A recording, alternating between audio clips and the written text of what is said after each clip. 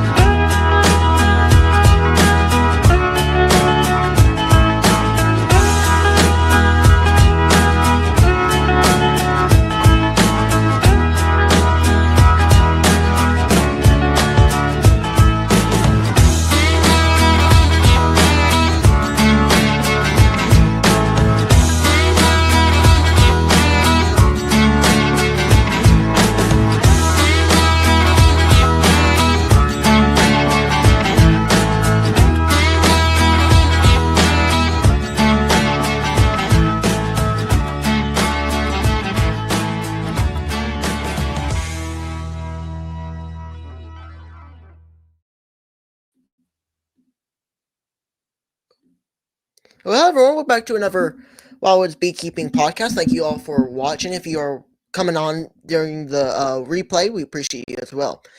So tonight we have Keith Spillman, Half-Tracks and Honeybees, joining tonight as my guest. So thank you, Keith, for taking the time to join us tonight. Hey, thanks, Grayson. I enjoy being on your show. Appreciate you inviting me back. Absolutely, we had a good time last year. Yeah, it actually really don't seem like it's been a year, but it No. has been since we did that. So thank you all for joining in tonight. We got a good amount of folks. We'll go through them in just a little bit. But before we get into some main topics of mine that I will bring up later, could you just briefly share with us a little bit about kind of who you are and kind of how you got into beekeeping? Sure. Yeah, Keith, at Half-Tracks and Honeybees, y'all have probably heard that a million times on YouTube. Me and my wife retired. I guess it's been about 4 years ago. Before that, I was a maintenance manager, facility manager at a lot of big companies. But it was good to get away from that, and now I get to play outside every day. So I'm enjoying that. Got into beekeeping. I don't know. It's been 10, 12, 15 years, I guess, ago when I got my first hive. A friend gave me one. I didn't have a clue what I was doing. But I thought it was pretty cool. But there for several years, I would buy some bees and they would die, and I would buy some more bees and they would die, and I'd make a little bit of honey. And probably not until 5 or 6 years ago did I finally kind of get a clue what I was doing. And you get that first hive through the winter, and a light bulb goes off, and you start watching YouTube and reading books, and I think I went from 1 to 2 to 4 to 9 to 17, and we just keep going, even though we really wanted about 25 this year, and we blew right through that. I think I've got about 35 right now, so I'm trying to sell a few to get back down to the right number before we go into winter. But yeah, like I said, a friend gave me that first hive, and it kind of clicked that I liked it, but I didn't have a clue what I was doing. So now I have a better idea of what I'm doing. I learn something every day I go in the bee yard. But like I said, getting the ladies through the winter, that's kind of the first test of a beekeeper, in my opinion. So we have a good amount of folks on early. Go ahead. I was going to say we have a good amount of folks on early, so thank you all for checking in. We have Tom and Melissa. They watch a good amount. We have Richard, Bee Collector Rick. We have Tim and Hannah. Thank you all for checking in. Keith is the Honey King. I think that's fair to say. Absolutely. Pastor Larry and Miss Jan. We have Jason Seward.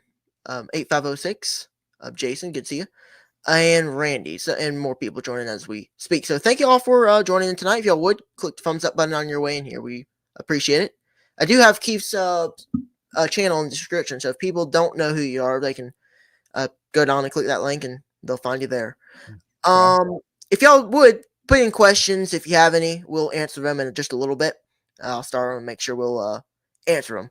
So my first question / topic is, let's see here. What we have a good amount of them. I had a good amount of them already put in here. I guess we start out is we were kind of talking in the background a little bit. Is do you still have a honey flow right now?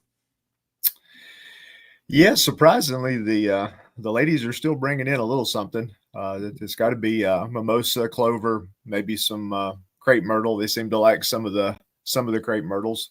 It's definitely tailing off some, but they just keep bringing some in. I went through, I guess, around 10 or 12 hives today, what I call my non-production hives, and surprisingly, a few of those had more honey on it than I expected.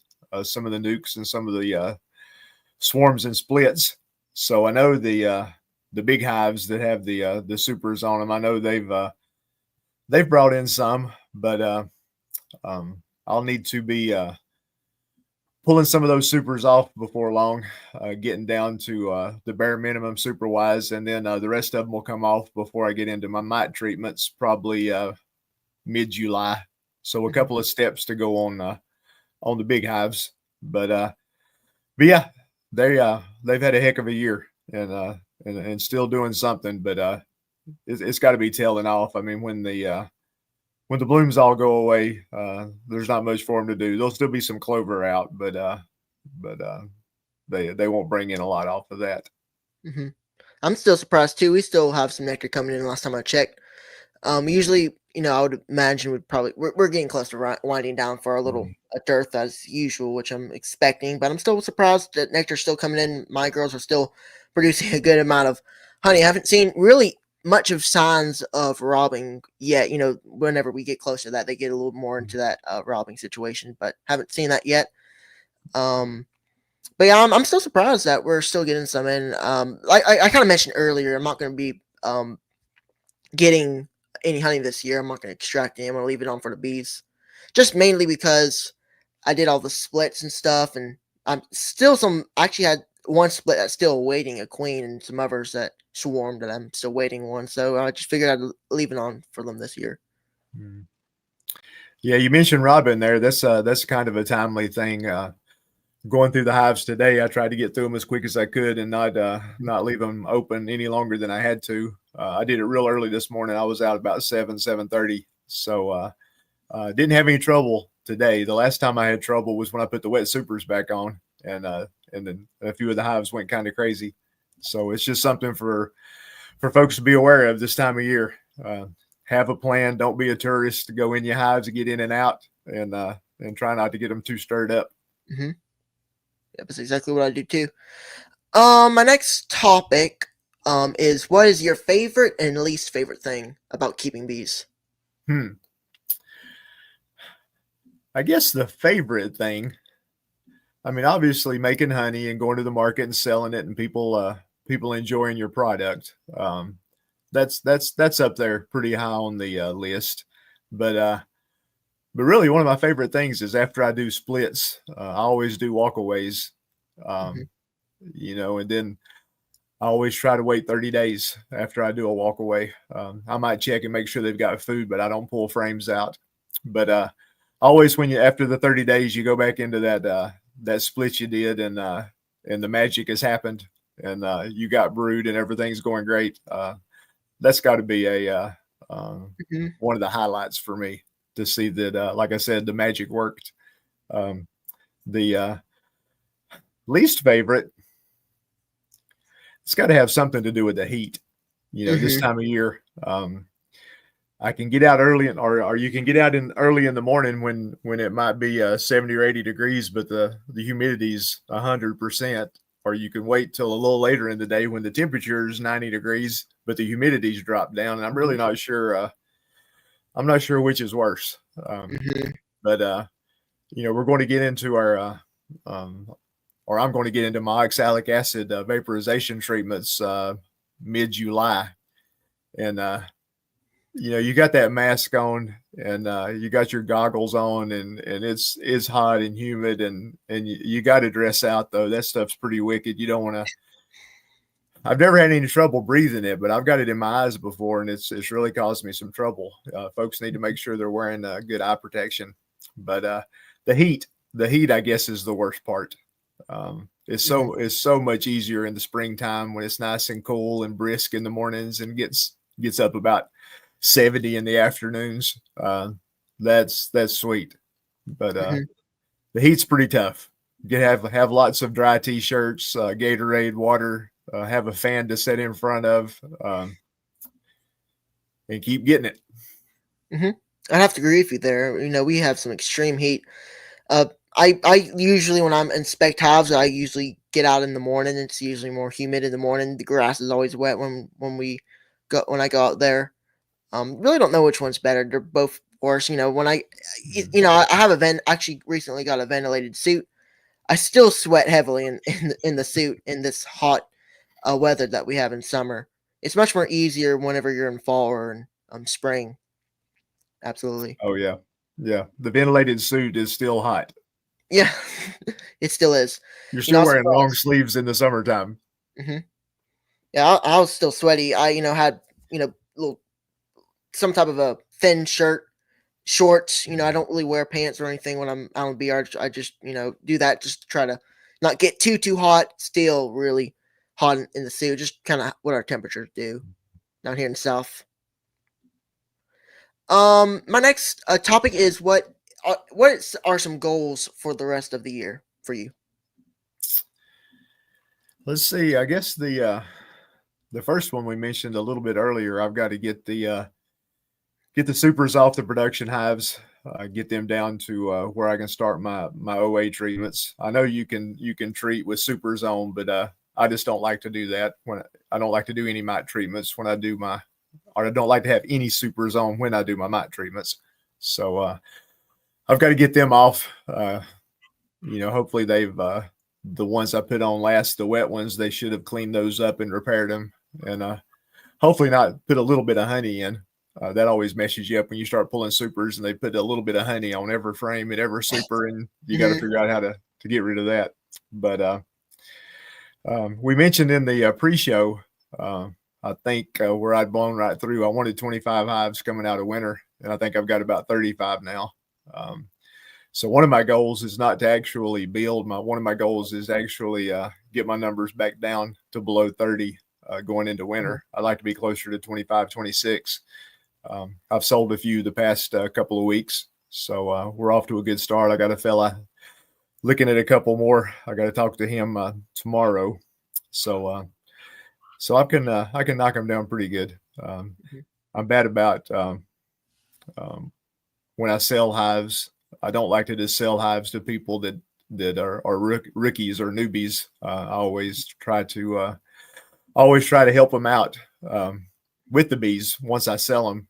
So you have to be careful with that. You get stretched out too thin, and you're just going crazy trying to be everywhere and do everything for 4 or 5 newbies, and that can kind of take the fun out of it if you're not careful. Yeah. So, but that would be my big goal right now. Get ready for my treatments, get my numbers down to where I want them. Then of course, get them fattened up if they need to be fattened up, whatever you need to do to get them ready for winter. Dennis says the news said tonight that we have Africanized honeybees in Alabama, and they have killed one hive and have traps out. Interesting. I mean, there's been Africanized bees. That was a big thing back many years ago that they were making their way up from South America and we're going to take over the United States. But it seems like they got up to I can't list all the states, but Texas and some of the southern states, and they really didn't go any further north. I guess it was due to the climate. I know you could probably get some Africanized genetics further north if you're buying some queens from certain areas. But yeah, I hadn't read that about suddenly it being a being an issue in Alabama. Mm-hmm. Obviously, those bees are a different little critter. Yeah. Mm-hmm. You got to know what you're doing and be prepared for them. I guess is the big thing. Yeah. Lisa's saying yes in Barber County, close by. The other two were found around Birmingham area a few months back.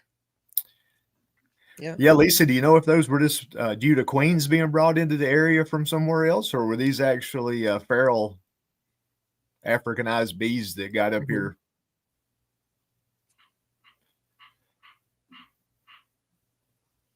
Yeah, I'd be curious about that. Yeah, if they're feral or feral. You hear that word a lot, the Africanized bees, whenever some folks, whenever they see a really spicy hive, really aggressive bees.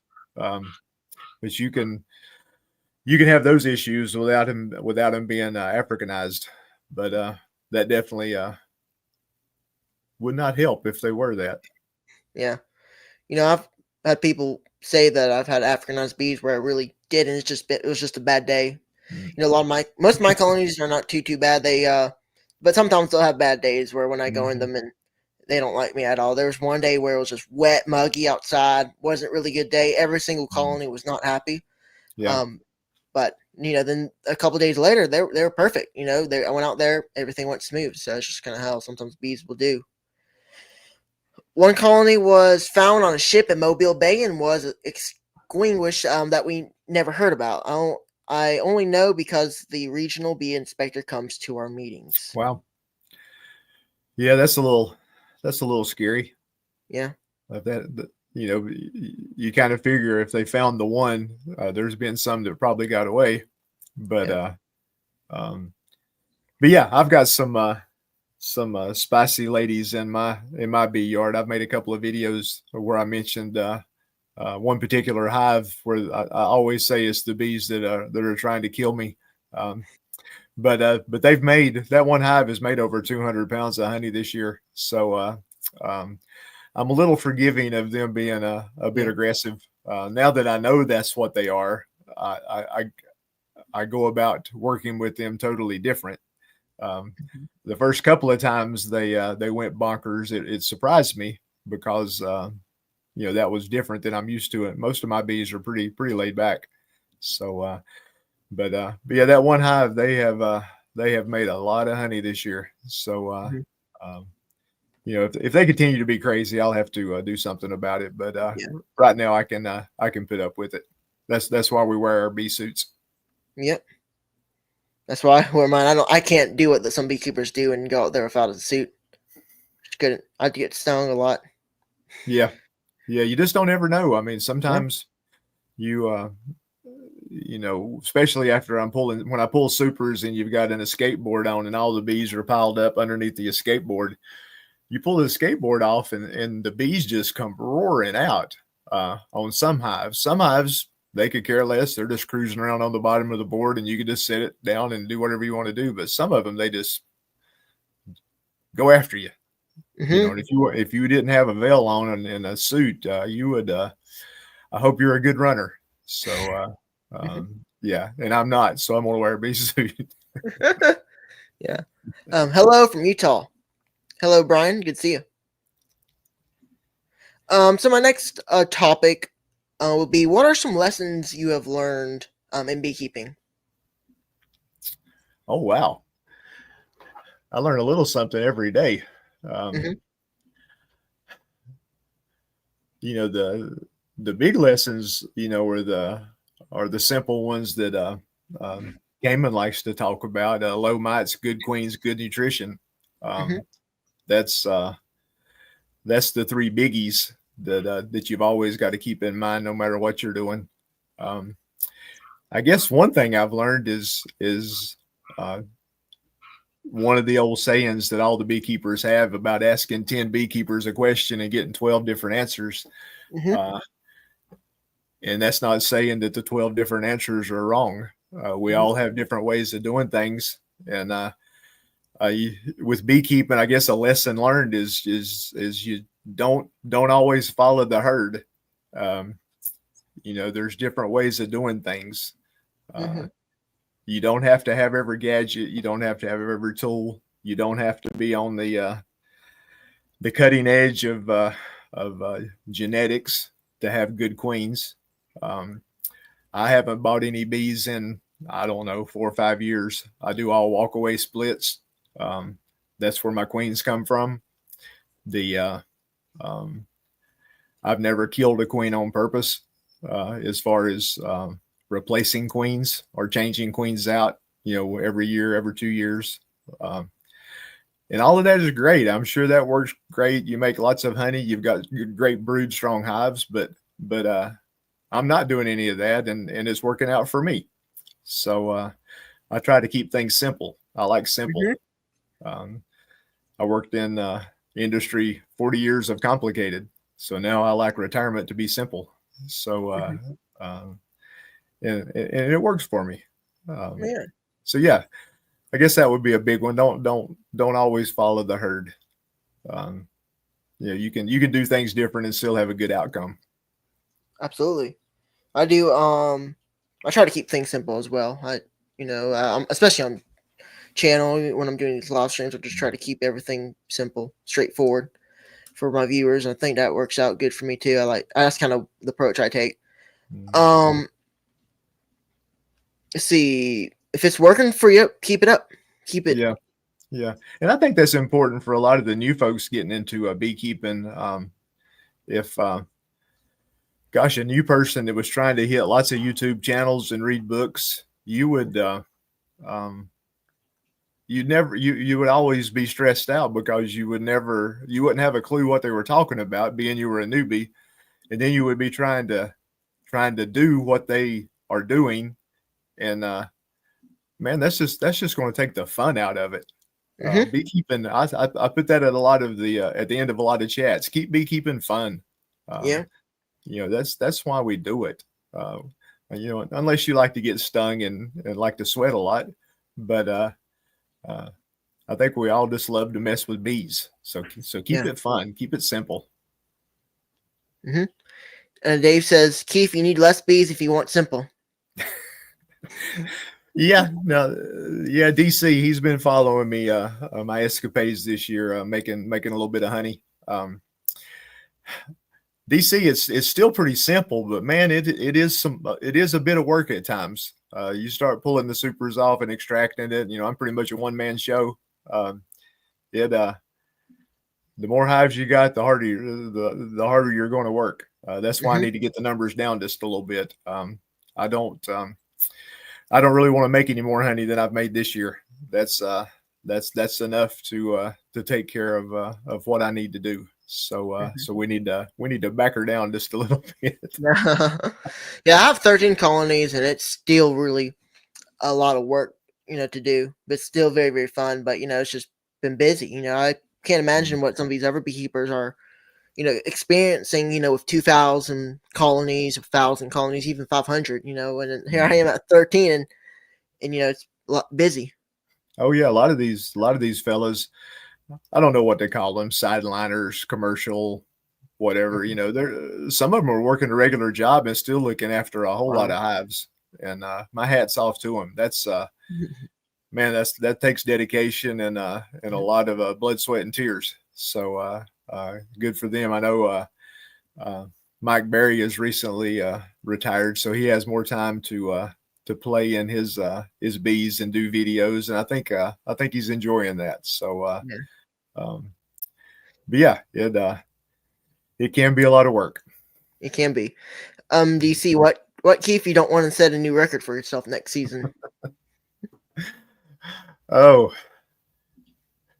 not on purpose, DC. We'll see what happens. I didn't think I was going to make as much as I made this year, going into this year. So so who knows? Yeah, the bees have a mind of their own, and it's according to what the forage is and the weather, and everything hit good this year. I got no complaints. Bees are going to do what they're going to do. Yep. Dennis says, I don't want to get as big as Bruce. That's a lot of honey. What was his final number? Around 10,000 pounds? I think so. Right? I think that's somewhere around what he got A lot of Yeah. it was a lot. Yeah. I And, mean, I kind of wish Bruce would, I might have to mention it to him. How does he get rid of all that honey? What is his mm, sales network? How many stores is he dealing with? That's a yeah. lot of jars of honey.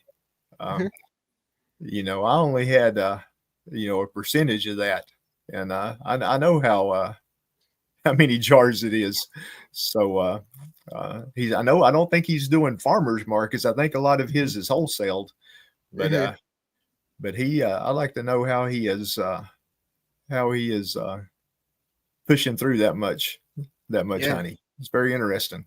It is. It's interesting. I've thought about that too. With all that honey, it takes a while for it to sell, and you'll have a good amount, for a while, for Yeah. maybe even next year. Yeah, no, that's one thing I don't like to have an inventory going into the winter. Hmm. So I usually try to sell mine before winter. I don't know if I'm going to do that this year or not. You've always got some folks during the winter asking for honey, but um, you know, if he's dealing wholesale, then he wants to have inventory all the time so he can keep his shelves stocked in all the stores that he's dealing with. Or I guess anybody would be like that, but a lot of our markets go away around here during the Hmm. winter months. So a lot of it I'm selling it then is just people sending me notes on Facebook or emails or whatever, and um, I meet them somewhere and we have a honey deal up here at the park, not far from the house. So I've mostly learned from YouTube, but I take everything and figure out what will work for me, and then try mm, that. mm, yep, Yeah, I've experienced with a lot of different things and tried new things, and still figuring out what works for me and what doesn't. I'll try new things and see how it does. If it don't work, I'll do something different. I think yep, I've got what I need to do, though. Just kind of keep. I think what I've mainly been trying to do is just keep my colonies strong and healthy, because I've had a problem going into winter with not really strong colonies, and it seemed like last year, I was able to go into winter with a decent amount of strong ones and came out with, I think when it was 6, came out with 4, which ain't too bad. mm, Now I got 13, and so I think like 10 that are waiting mated queens, and then the other 10 that excuse me, 10 that have mated queens, and 3 that are waiting some queens, which hopefully we'll get them soon. Um, let's see. I'm gonna go through my notes real quick. I still got a couple more topics to discuss real quick. Um, I guess we'll go with this one. How do you manage your bees? Mite treatments, feeding, and that stuff. as far as my treatments, I've done the same thing, I guess, for the past 3 years. It has worked well for me. Um, I run all screen bottom boards with the little pull out plastic. I call them political signs that you can pull out and clean off and stick back in there. And I use oxalic acid vaporization, and I usually do 4 to 5 rounds every 4 to 5 days. And I always clean the boards off and count my mite drops to make sure that my treatments are working. And also tell how big of an issue I have. That's kind of like I tell folks it's like I'm doing an alcohol wash on the whole hive, but I'm not killing the bees. I'm just using the oxalic acid to drop mites off of all the bees in the colony, except what's under the brood, of course. But that still gives you a good idea of what's going on. And if I can do an oxalic acid treatment and drop 10 or 20 mites off of 30 or 40,000 bees, I know I'm in pretty good shape, and that's kind of what I go by. And of course, you don't always. Sometimes you drop some big numbers. I've had it where I dropped over 100 mites off of a colony after I did a treatment. But then when you do the treatments afterwards, that number usually steps down to a small number by the time you get through the treatments. So that's kind of how I handle the mite treatments. I'll do that mid-July, and it'll run on into August. I'll do that on my hives. I'll do that for all the folks that I'm helping on their hives. And then I'll hit them again, probably one time November, December, January, maybe February during the winter when the brood is way down. And like I say, the past couple 3 years, that's worked out real good. I went into spring real clean, and the bees have performed nicely for me. So I'm going to keep doing the same thing. Awesome. Tom Millis is saying, I hope Keith is bringing the half track to North American Honeybee Expo. Yeah, that would be that would either be expensive to hauler, or that would be a very long trip to drive her. Yeah. Of course, in the wintertime, it would be pretty comfortable because there's a lot of heat comes through the floorboard. She's a lot more comfortable to drive in the winter than she is the summer. I just did a parade back Saturday, and it was pretty toasty. And we've got another one Friday evening, late 7 o'clock. So that one will be pretty toasty. But yeah, Lee, the fuel bill, she gets about 3 miles to the gallon. So you can do the math. Hauling her or driving her, that would be silly. You can't do that anyway. Yeah. But yeah, she probably won't be going to Nobby. She'll be there in our thoughts. Yeah. Yeah. We got some questions here.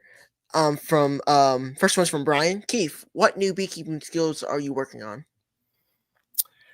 What new skills am I working on?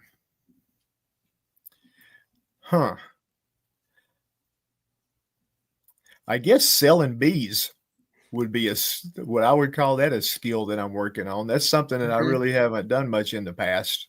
Getting nukes ready. I've not sold a few nukes. I got a few nukes ready that Ricky Rourke took to the some of the beekeepers up in Western North Carolina that lost some hives. That was really the first time I had done that. So that was interesting. But yeah, I say selling bees would probably be something that DC, you can get a little Hot Wheels half track. There you go. Yeah. I've got a couple of those actually. Imagine that. Yeah. But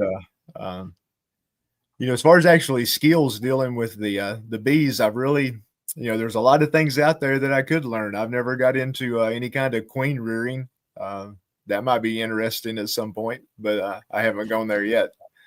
I think I have a pretty good way of doing my walk-away splits. I run a pretty high percentage on those being successful.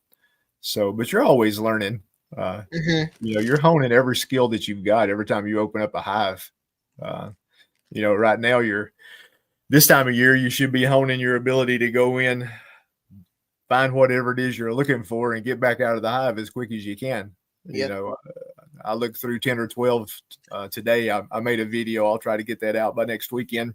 But, I was just going in looking for food and brood. That was my purpose in looking in those non-production hives, just to see what they were doing. And I found one that they had gone queenless for some reason. They were actually a nuke, and I think that might have been the bees that I gave to for Ricky to take up north. He provided the queens for those, so I was just providing packages of bees with a brood and food, everything but a queen. And I think I might have gave him a queen by mistake. So I think that might have been the nuke I found today without a queen. So so surprise, you got a queen, Ricky. Yeah. But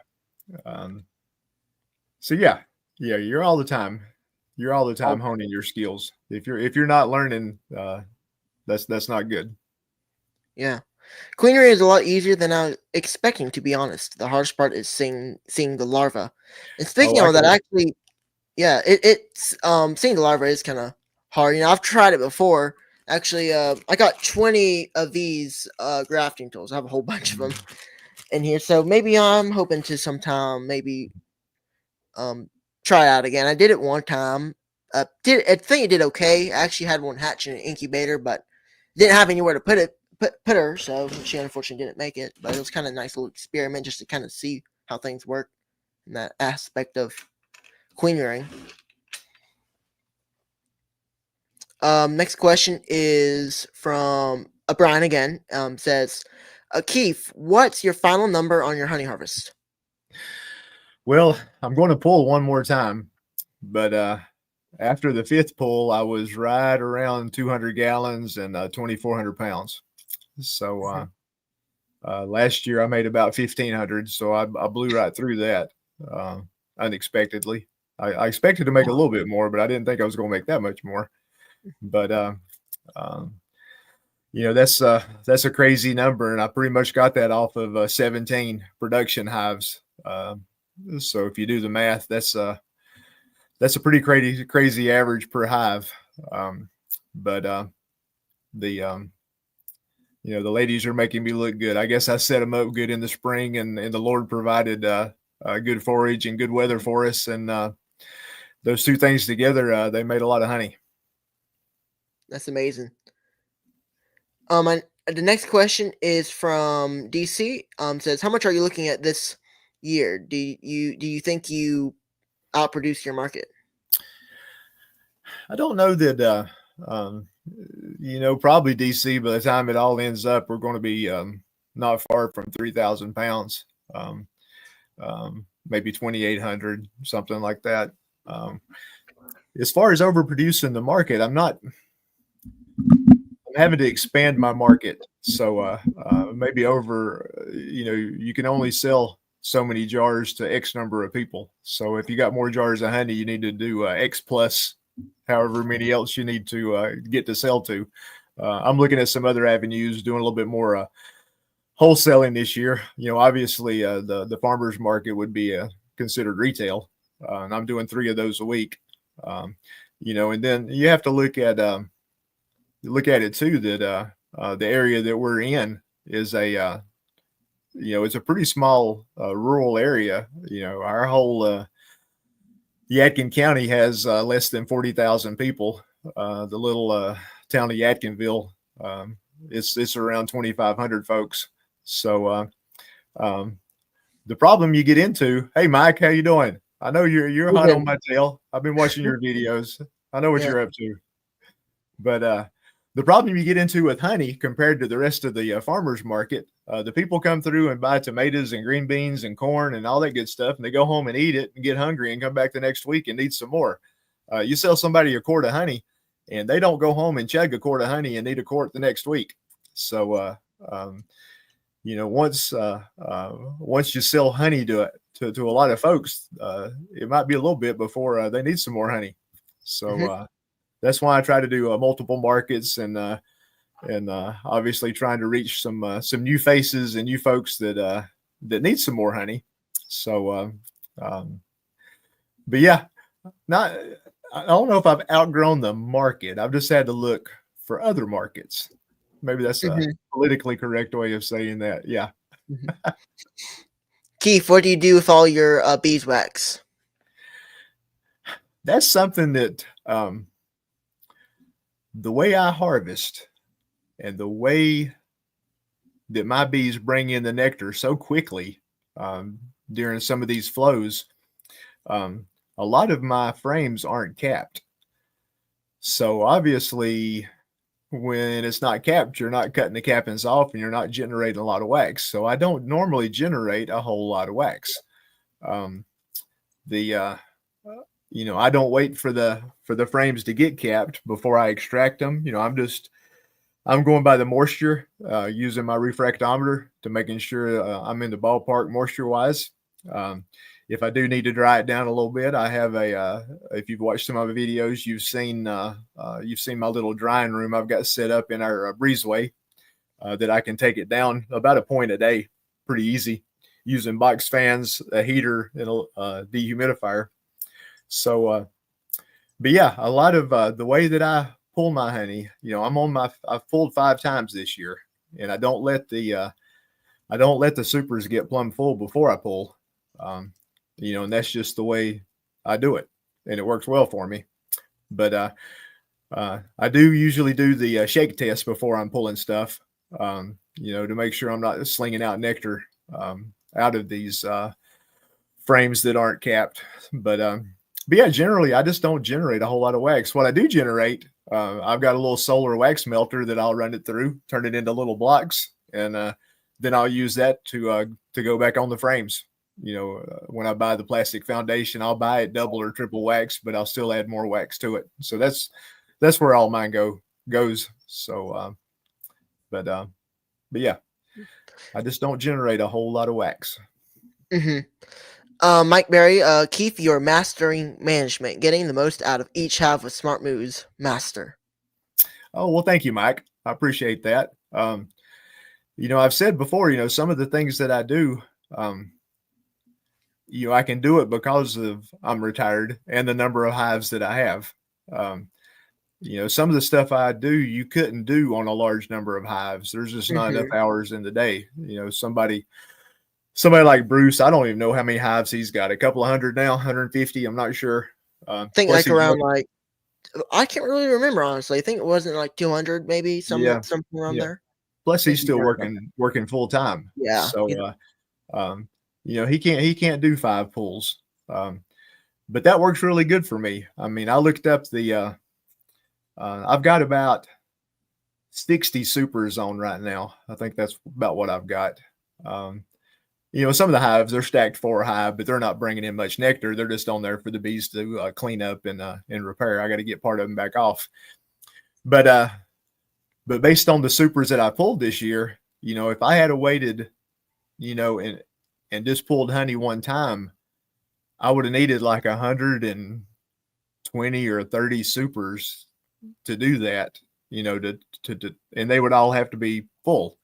So, well, maybe not full, but anyway, I would have to have a whole lot more equipment if I did fewer pulls. By doing a lot of pulls, I can, it just lets me maximize the amount of honey I can get. And to me, if you, when you pull your supers, if your supers are flat full, then you've probably left a little bit of honey on the table. They could have probably made you some more honey if you could have got rid of that a little bit sooner and gave them somewhere for the honey to go. So that's kind of the theory I go by, and it seems to work. I don't have any scientific analysis, but it seems to work. Hello. Yeah, what road treatment do you use in the United States at the end of summer? Well, I can just speak for myself. I use oxalic acid vaporization. That's really the only thing that I do use. Early on, I used some Apivar, but I started being pretty dissatisfied with that. Gosh, I probably hadn't used that for 3 years, at least. It just didn't seem to be doing a whole lot for me. So the OAV it works for me the way I do it, with the screen bottoms and the pull out plastic trays and counting my mite drops and using that as an indicator of how the bees are doing. It works well for me. Good night, Sarah. Good night, Sarah. Thanks for checking in tonight. Let's see here. Kind of goes along with OA. Keith, do you use OA over time strips? No, I haven't used any of the strips yet, DC. I've seen lots of people using them, and they seem to. I mean, I know Cayman, Bob, Bruce, maybe Mike Berry's using a few. Lots of folks are trying them out. I don't know why they wouldn't work. If you got that in there all the time, it's bound to help. But no, I'm not doing that yet. My YouTube keeps crashing. Oh, sorry. My YouTube keeps crashing. Keeps crashing. Good night, y'all. Thanks for checking in, Dennis. Thanks for watching. Have a good night. We still have more questions here. DC, Keith, can you sell brood frames in your state? Yeah, as far as I know, you can. I've never read anything that said you couldn't. We don't have any of the draconian laws like Tennessee has, where you can't do much of anything. But yeah, as far as I know, you can. Yeah, sometimes they have those laws or whatever. Sometimes in some states, I don't really heard any laws that said you can't. I've always I actually was kind of thinking about buying sometime in the past some drawn comb. But my bees are producing a good amount, so I kind of didn't really need to. At the time, I kind of needed some, but I've kind of got what I need right now. Yeah, I mean that would, if you had a market for brood frames, that would, Lord, you Yeah. could have a bunch of nukes turning out nuke frames, and you could make some money off of that. But I just use the nukes to make brood, my resource hives. I always call them spare parts. They make a lot of brood frames, and I just use those to boost the other hives as needed. But I was surprised that Tennessee couldn't. Yeah. I don't think in Tennessee you can do much of anything. I don't think you can sell equipment. Yeah, I mean, obviously, I'm not from Tennessee. I'm North Carolina, but just hearing Cayman talk, Tennessee has some really strict guidelines or rules. I think I was talking with Bruce a while back, I don't know, maybe a couple months ago, maybe a year ago at the most, talking about something to do with there's some type of law here where I think you can go out of the state and take things, or I don't know, I'm not really sure, but I know that a lot of times you can't bring them back in or under some type of circumstance or something like that. I think it's actually with like big trucks with bees or something like that. I can't remember exactly what the law is, but Jason says where I live, you have to be inspected before you can sell used equipment.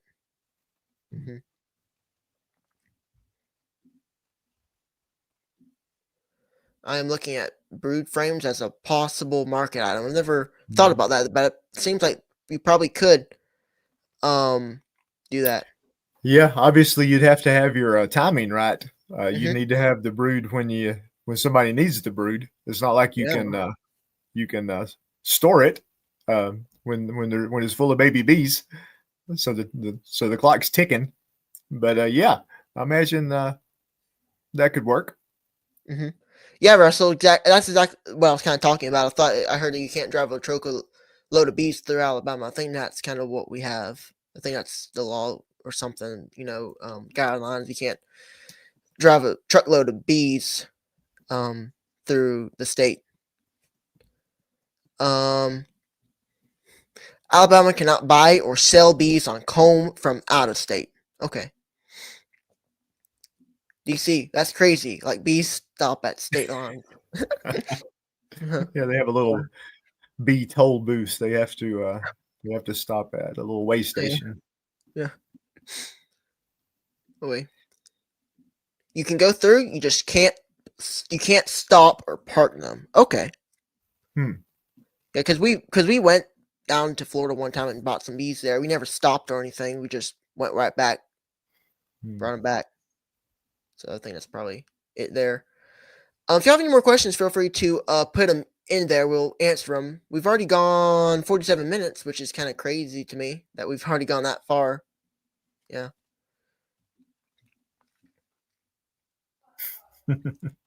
Some of the laws that city people make.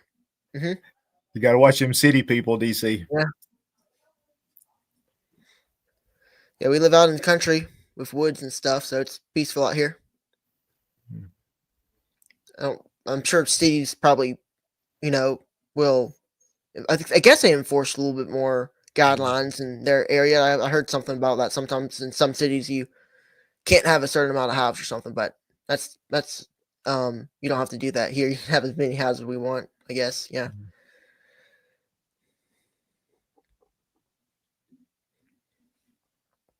I'm not allowed bees in my city. Okay, yeah.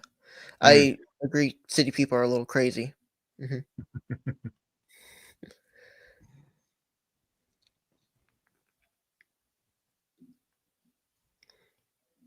What would happen if your truck broke down? Yeah, I don't know what would happen. I guess you get a ticket. You better take a bathroom break before the truck crosses the state line. Yeah. Keith, what is your favorite part of keeping bees? Yeah, we touched on that a little bit earlier. I guess on the bee part of it is seeing that your walkaway split actually worked. The magic happened. They've got a new queen. They've got brood. Everything that you'd planned. I always leave my walkaways for 30 days before I go into them, to see that all of that worked is always great. On the honey side, I mean, I still get a big kick out of selling honey to people at the farmers market, especially the returning customers, the folks that have heard word of mouth that the honey's really good and they want to try some, and then they come back and buy some more. That's really cool that people enjoy your product. That's a pretty good buzz. I'll take it. Yeah, absolutely. I sell most of my honey around here local, and people like it around here. I guess I'm the main beekeeper around here in our little area. So if people have bees, or if they want some honey, they'll kind of come to me and ask for it. I'll sell it. I actually sold some not too long ago. When was it? Maybe a couple weeks ago, maybe a month ago. I don't sell, like a whole lot, but there become time, like maybe a couple times a month, or maybe once a month, where somebody will come up and want some. It's really cool. Yeah. Local around here. Here's this question. I thought we might have one more question that we might have missed. Keith, what is your thoughts about wholesaling your honey? Hey, Russell. Yeah, I mean, I'm looking at a little bit more of that this year than I have before. Obviously, wholesaling, the nature of the beast, you're not making as much profit off of it if you're wholesaling it. But if you're turning over a whole lot of jars, your options might be limited. I'm doing more bucket sales, where I'm just selling in 5-gallon buckets. You're not worrying with jars, lids, taking the time to do it, labels, but you're not making as much money. But it's very easy to put it in a 5-gallon bucket, skim the foam off of it a day later, knock a top on it, and sell it. So they've all got their good points. I don't think I want to spend the rest of my life sitting in farmers markets 3 times a week. But I do enjoy doing it for a while. But wholesaling, that's always an option. You got lots of little produce markets, fruit stands. I do have one outlet through a coffee shop, a coffee and a bookstore in a little community not far from here called Books and Brew. They sell a pretty good amount of honey. So yeah, wholesaling is always an option. Mm-hmm. Does your wife help with the bees or honey sales? She helps me with the jarring and labeling process. She is way too sweet to help me in the bee yard, and every time she tries to do anything, they get after her, and she ends up getting stung. So she don't play with the bees a whole lot, but she does help on the like I said, the jarring and labeling process, which helps me out tremendously because I'm still using a 5-gallon bucket with a honey gate on it to fill jars, which works fine for me. I can go really fast doing that, and if I can keep my concentration, I won't make any messes. But if I try to talk while I'm doing it, or look at my phone and read a message or something, then I'll make a mess. Yeah. But so yeah, the help she gives me is greatly appreciated once we get to that process. Yeah. Hey Jason. Bees. Yeah, so you still use a 5-gallon bucket? So that's awesome. Yeah, I mean, I've got a few 5-gallon buckets that have the little yellow honey gates, already mounted in the buckets. Then I just use a lot of other buckets to store it in and just dump into the ones with the gates. But yeah, I'll just set it on top of a cannon pot and to get my clearance so I can get the quart jars under it. And especially when you're running quarts and pints, you can really go through some honey filling those up. And then when you start getting down to the smaller plastic bottles and those dang little bitty 2-ounce bears, trying to hit those with a honey gate, can be a little maddening.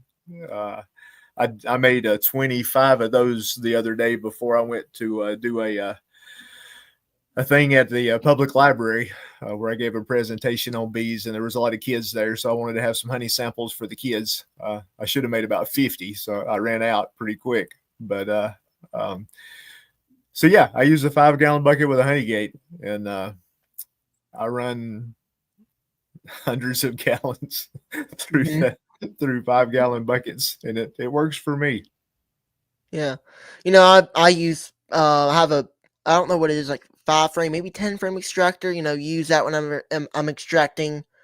I know you watched last year's extraction video. I almost got into a horror scene there with almost getting into a robbing situation. So I'm thinking next time when I do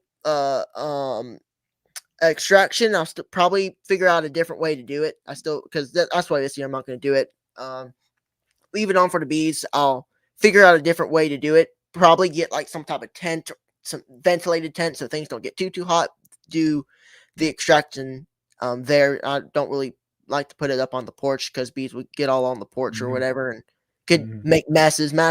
Rather make a mess on the ground rather than on the porch. So that's kind of what we've done since the first time we did it, which we did do on the porch. We had some technical issues, but those were eventually solved and figured out. So that's kind of what I do now. I got to figure out something with my extractor because it's a electric. And last time whenever I was doing it, I really didn't show it much in the video because we were just having to hold the extractor there, or it was just starting to tumble on the ground. I got to figure that out too. What I can do. It has some holes. I probably can put it into the ground. DC, honeybees have and are helping heal my brain. Honestly, I can tell the difference in my mental and cognitive state after becoming a beekeeper compared to before. Yeah, they do. They help you a lot. Thank you, Jason. The $10 donation. 2 great beekeepers this evening. Thank you very much. I appreciate it. Let's see. Do we got any more questions? I'm just trying to look. Oh, we got one here from Russell. How many years have you been married, Keith? Oh, let's see. This past February, it would have been, drum roll, 44 years. Wow. Is that right? 44? Yeah. Yeah, this past February was 44 years. Yeah, we both got married. I was like 10 and she was 8. And we've been married our whole life. No, we were just a little bit older than that. Yeah. Yeah, bees have been a blessing and a half.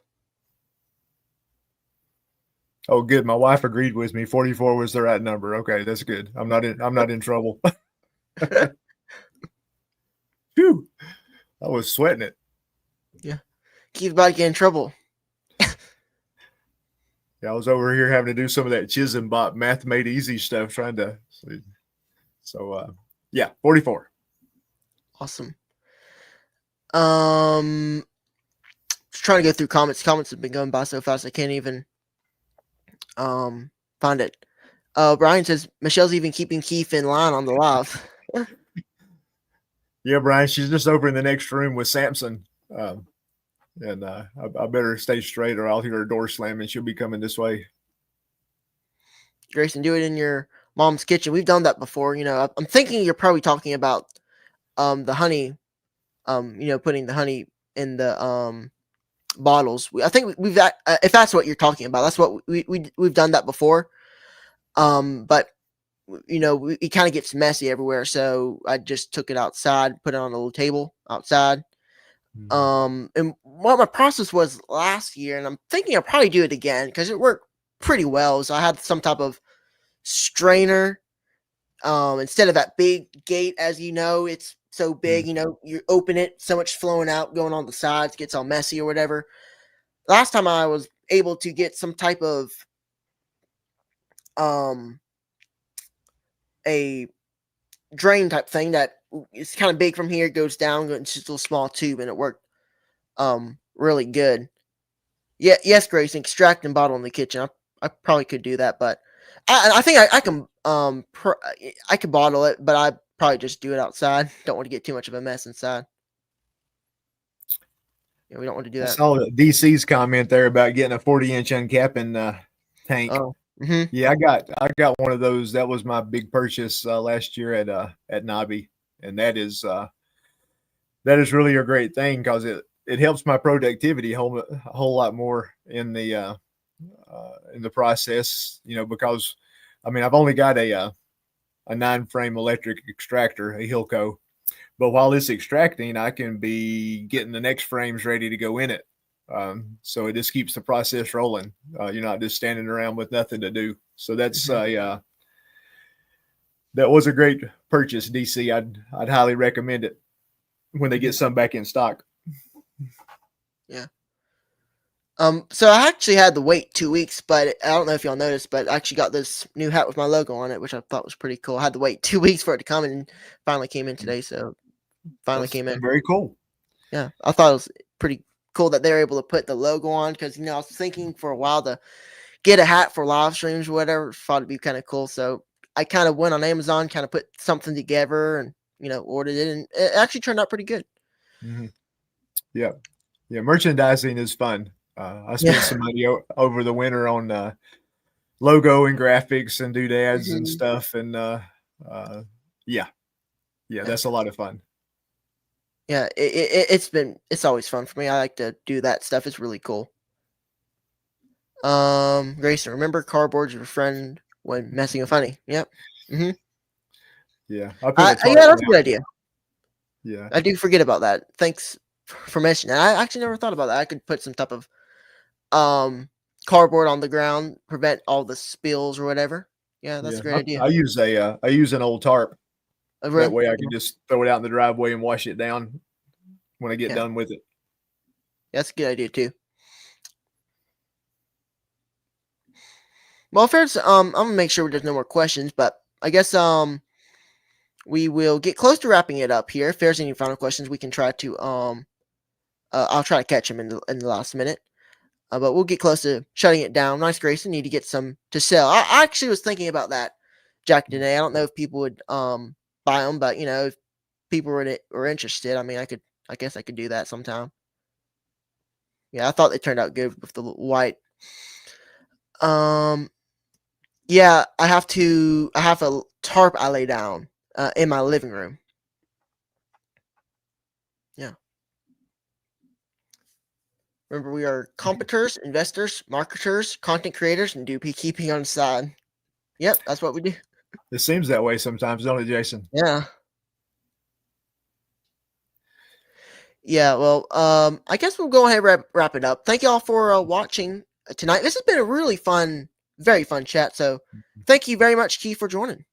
Oh, thanks, Grayson. This has been fun. It's good to see all of our friends over here in the comments section. It's nice to see them pretty much every night of the week.